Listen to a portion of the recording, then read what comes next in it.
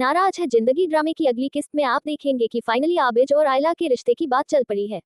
अपनी बेटी को घर लाने के बाद आयला के पेरेंट्स का पहला मकसद इसकी दूसरी शादी करवाना है और इस सिलसिले में वो आबिज से बात करते हैं। आबिज ना चाहते हुए भी अपनी चच्ची के सामने सर झुका लेता है कि आप पहले आयला से पूछ लें। अगर उन्हें कोई ऐतराज नहीं तो मुझे भी नहीं। ये सुनकर दोनों खुश हो जाते हैं और बाहर खड़ी आयला परेशान कि यह सब कुछ क्या होने जा रहा है।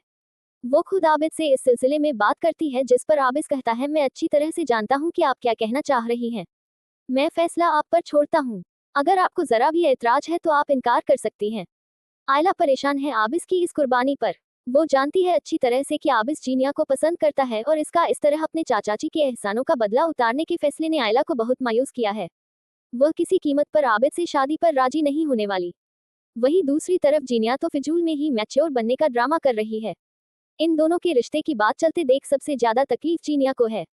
एक बार फिर से इसे अपनी पड़ जाती है कि फहाद के घर वालों को पता चला तो इसका रिश्ता खतरे में पड़ सकता है। वह आबिद से कहती है कि मैं जानती हूँ कि तुम्हें बहुत कुछ कहना होगा मेरी बहन से, लेकिन इतना बता दूं कि मेरी बहन के पास तुम्हें कहने को कुछ बाकी नहीं है। अगर यह सब कुछ सह सकते हो तो ही मेरी बहन को अपनाना वरना इनकार कर देना। इतनी तफसील से आंखें पटपटाकर जो इसने ये डायलॉग बोला है जिसका ना मुंह है ना पैर। तुम्हें बहुत कुछ कहना होगा लेकिन मेरी बहन को कुछ नहीं कहना। मतलब क्या है इस बात का? फिलहाल तो वह यही चाहती है कि मामला अभी दब जाए, इसकी शादी से पहले ये सब कुछ ना शुरू हो। लेकिन इसके माँ बाप फैसला कर चुके हैं, इसलिए तो आयला को लेने आए इसके सासुर इसके सामने आयला के वालिद अपना फैसला सुनाते हैं कि आयला अब इस घर से कहीं नहीं जाएगी। मेरी ख्वाहिश है कि मेरी दोनों बेटियों का निकाह एक साथ हो।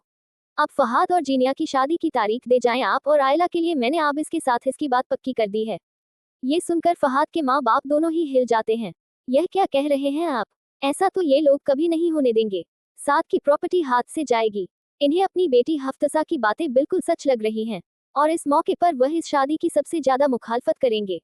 आयला और साथ की बेटी अलीना को अपने घर में वापस लाने के लिए इनके पास यही आखिरी ऑप्शन बचेगा कि वह आयला की शादी फहद से करवा दे और यह ऑप्शन हफ्सा ही इन्हें दिखाएगी कि